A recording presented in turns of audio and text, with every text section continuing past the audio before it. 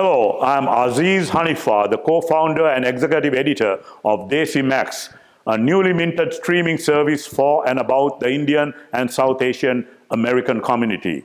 And today we are on the trail with Karm Singh Bains in Yuba City, California.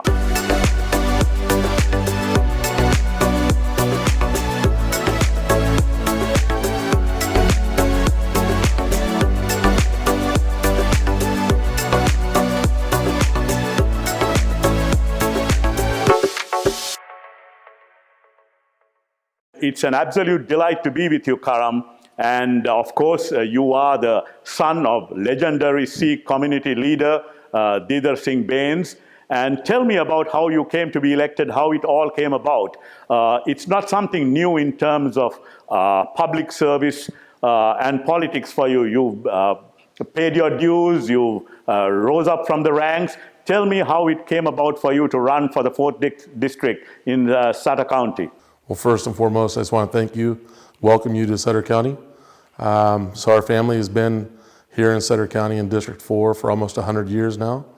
I started off with my great-grandfather.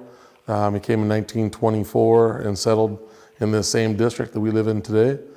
Later, my grandfather joined him, and in 1958, my father came to this country and acquired his first piece of property in 1962. Married my mother in 1964.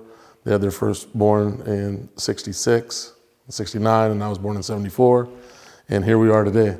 But I think just seeing the contributions that my father's made over the years, my family has made, what they've given to the community, that it was something that was like, it was in my DNA to give back. I'm so thankful and grateful for all the opportunities that this community has awarded our family over the years, and this was one way for me to pay it forward. I started off as a planning commissioner for the city of Yuba City. I was a charter member of our Economic Development Commission, served on the board there. I served on our Hospital Foundation board for over 10 years. I served as elected official to the Sutter County Board of Education. I served on 3 different commodity boards, the California Ag Leadership Foundation Board. This was something that I've always aspired to. It was the only political seat that it's the highest level in a community, in a county, and I think it's the where you're actually connected with your community, where you still listen to your community, you're there able to advocate for your community, and the decisions that you make are based on their wants and their needs, and just having that connection with my neighbors and my friends and family was something that I really wanted to do.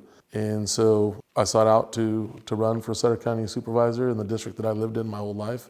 And I believe you are the first ever Sikh to be elected as a county supervisor in the country. And at the same time, with all that you've been doing in terms of your public service, and you went through the rungs before you ran for Sutter County Supervisor, you also have been running the family farms. Your dad was known as the Peach King, in addition to being a legendary Sikh community leader through the years with his philanthropy, with his activism on behalf of the community, etc. How did you find the time to balance all of what you're doing in terms of running the family farm and also be in politics, be in public service? So I think the most important thing was having family support.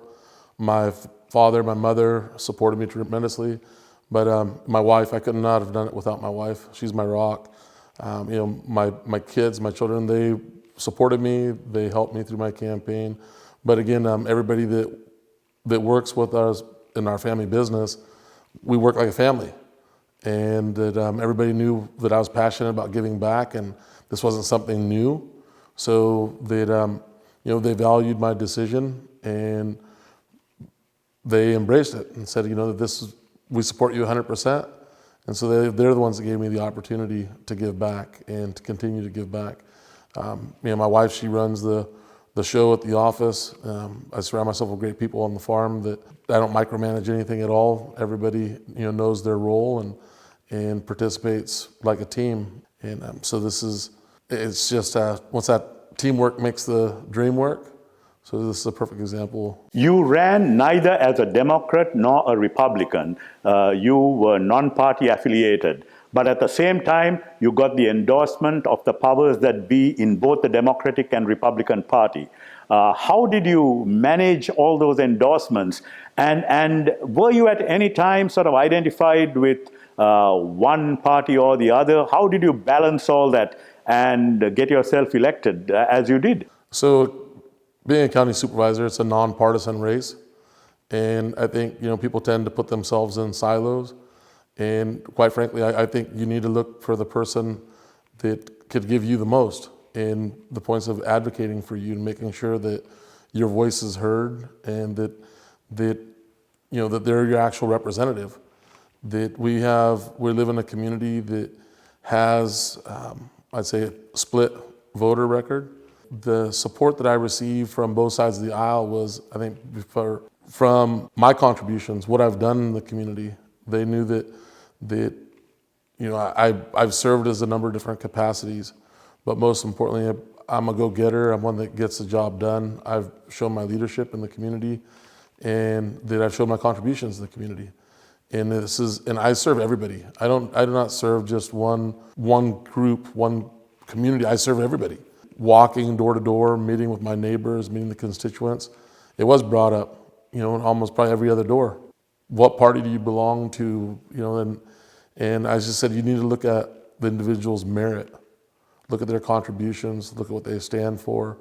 And, I want to make our community better, stronger, and safer. And I want to see the community work together and bring unity to the community.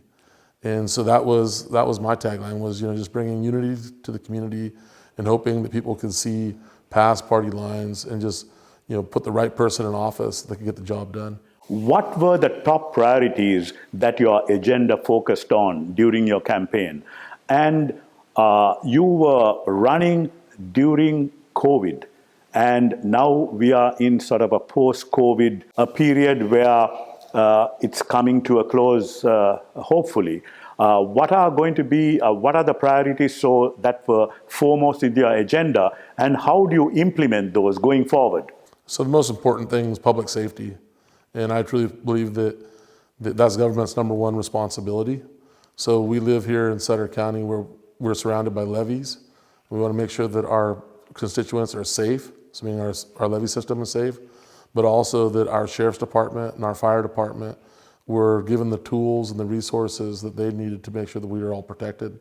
I felt that our county sheriff's department and fire department, they were underpaid, understaffed, and that was unacceptable. And so being post-COVID, I wanted to be, I thought it was important to have a plan on how we reopen our businesses, how do we support our businesses, how do we make sure that we retain them, keep them open. We're still dealing with some of the aftermath of what happened. Everybody was affected by COVID, some more than others, but the county was able to give funds to local businesses and for both retail, commercial, everybody that was out there. But it was more important, it was important for them to know that they had people to support them, right, and their endeavors. And we have this, this homelessness issue that I've seen the counties continue to throw money at, and the numbers continue to rise. And so really wanting to make a difference there to see what we could do to help those in need and also clean up the community. And in terms of federal funding, since you all have all these problems that need solving yesterday, and the fact that Sutter County is a small county in the whole scheme of things, how do you get Washington to acquiesce to your needs in terms of federal funding, which is vital for the agenda and the priorities that you and your fellow county supervisors hope to implement? Absolutely. So again, it's having those relationships with members of both parties, from having that open communication and dialogue with them that goes back generations, right? And now whenever you go there with your wants and needs that and demands, that it is I think I was perfect for the position. I look forward to visiting Washington, D.C.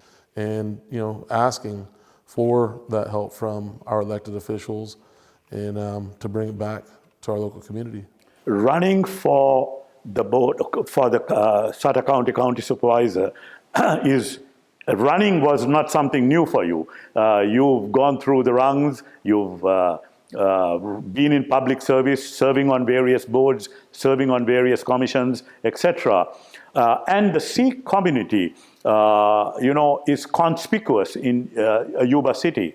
But at the same time, during all of your campaigns and through the years, have you faced any kind of discrimination? Have you faced the trials and tribulations that a minority community and the Sikh community in particular, both in the county itself and also in California and let's face it, the Sikh community has been going through a lot of discrimination post 9/11.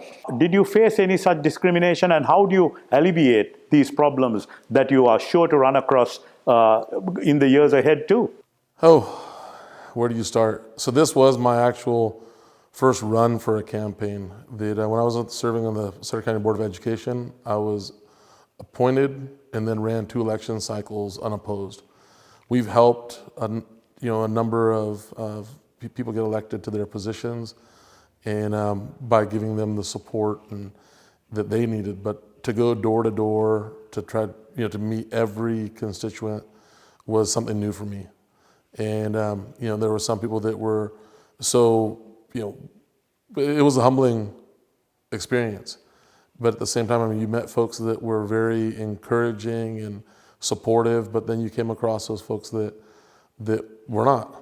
And I think for lack of better terms, it could have been, their lack of understanding of who we are when it comes to the Sikh faith, what our beliefs are. They see you, your picture on a flyer or a door hanger, and they tend to stereotype or attach you to a different group of people. And the most rewarding part of this process was having that conversation with them and breaking that down and trying to find a common ground or understanding to where they got to know you. But absolutely there was prejudice in the community. That our family's been here for almost 100 years, and where you think you were accepted, that you come to learn that there's a difference between acceptance and tolerance. During both my introduction and during your opening remarks, you spoke fondly of the support you received from your family and from your parents. And I did mention that your father was a legendary Sikh community leader. And I remember when I was covering Capitol Hill and US-India relations and the Indian American, Sikh American community during the 80s and the 90s and doing the congressional beat, I remember how much in awe your dad was held when he came with this Congressman Wally Herger and a few others when he walked the corridors of Capitol Hill. How inspiring has your father been, and how much of a role model has he been in your life in terms of catalyzing all what you do now, both in terms of being a very successful farmer and at the same time, walking the politics of it, public service, spending your time in service to the community in which you were brought up. You went to school in Yuba City, and then you went to Fresno University. But this was where you were brought up and where you were born and raised. Speak to the inspiration that your dad was in terms of molding your character. So you just said it. My father was a true inspiration, not just to me, but people around the world. But growing up in that household, that I saw what he did on a day-to-day. And at a young age, you look up to your parents. You want to be like them. They're your mentors. He was everything, and then some. And at a young age, I had the opportunity at the age of 10 to walk alongside him, Capitol Hill, to be there, to meet with those same congressmen that you're talking about and referring to meet presidents, and have that interaction at a young age. That I knew I wanted to give back, and I wanted to give back in that capacity. That there's one Didar Singh Bains, and I'm Karm Bains. I'm paving my own path, doing my own thing. But it is truly, it's been amazing. I truly feel blessed to have been born in that household, to my parents, and see what their contributions have been, the foundation that they've laid in, not just for our family or this community, but for all the people in general, is, with hard work and determination, anything's achievable here. When we were at your farm and when you were driving us around Yuba City, you spoke about how your dad, after years of working hard and building up the farms that he did, had also gone into commercial infrastructure, commercial property development, etc. And how he was now ready to move that forward when the bottom virtually fell out. And you spoke about the fact that so much of collateral had been negotiated, and all that was almost going to fall apart when he negotiated with Sam Walton. And Walmart was one of those huge conglomerates that came into Yuba City.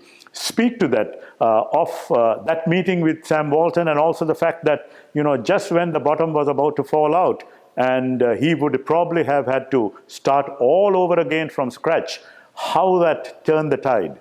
True to his name, Didar means visionary in Punjabi. That he was a visionary. That he knew he was ahead of his times, and that knew what our community needed and the people needed. And at that time, he made the last deal with Sam Walton himself. That was the last deal that Sam Walton signed, and bringing Sam's Club and Walmart into Yuba City on April 1st of 1992. But in preparations and before that, he put in the infrastructure on this property that was once a peach orchard owned by Del Monte Foods, that he farmed it for many years and later annexed it into the city of Yuba City. We got entitlements, put in the streets, curbs, gutters, sidewalks, the water, sewer, lighting, and all the infrastructure that was needed right before a commercial crash in the 80s. There's so much that he's done in this community, from residential, commercial, industrial developments. But again, we're farmers at the end of the day. I'm a fourth generation farmer. We farmers what we do by trade, and that he acquired some of these lands that were in the line of development. He had a knack for finding good pieces of ground, or more so I'd say, he was a risk taker. He wasn't afraid to take the risk, and he knew that the higher the risk, the higher the reward. And most of the time, they paid off. I remember you relating an anecdote to me, how you accompanied your father during one of his trips to Washington, and a meeting that you all had with then California's Democratic Senator Alan Cranston. And Alan Cranston asking you what you would like to do when you grow up. And of course, at that time, you did say that you were a clean-shaven Sikh, sans turban, and you said, I would like to run for president. And Cranston saying, yeah, I think you could. But today, as an aspiring politician, and the fact that many have run for very senior leadership positions, starting at the grassroots level, like the former Speaker Tip O'Neill said, all politics is local. And they start at the grassroots level, politics, school board, county board of supervisors, then perhaps run for national office. Do you, as today a practicing Sikh with a full beard and a turban, think of yourself today as a viable and potential maybe congressional candidate or a state or Senate candidate at the state level? And are you confident? And do you see that the time is right that someone like you could perhaps be the first ever Sikh American candidate, since Dalip Singh Sound over 50 years ago? But then again, he was also a clean-shaven, sans turban Sikh who was elected to Congress and created history for the Indian American community. So I think when I took on the identity, that it was something that I had to really think through. To say, well, those political aspirations, are they out the window, or do we still have an opportunity to chase or follow our dreams? And truly, this position is the only political position that I aspire to right now. I want to serve my community. That I want to be a servant leader. I want to make sure that I do everything I can for my local community, and that when it comes back to the qualifications and do you think that you could do it? Absolutely. The problem we have is, again, we need to educate our neighbors. They need to understand that we might look different, we might sound a little different, dress a little different, but at the end of the day, that we're all the same. We're brothers and sisters of the same. There's one God, and that it's a part of our faith. This identity is I'm not going to give up for political office, but they should understand we're those. We believe in love thy neighbor, and our contributions to our community. I think show that what we've done. It's just not in agriculture, but in every aspect, every professional, every industry that's out there. You have Sikhs excelling in every position, every rank, and that our family's been here 100 years. That I don't believe anybody owes us anything, but at the same time that I think the time might be right. If not, it's pretty close. Thank you very much, Karm. Thank you very much for inviting us into your home. Thank you, and wish you all the very best. Thank you. Yes. Thank you so much. And this is Aziz Hanifa on the trail with Karm Singh Bains as part of our On the Trail series, signing off and wishing you all a very good day, and see you soon.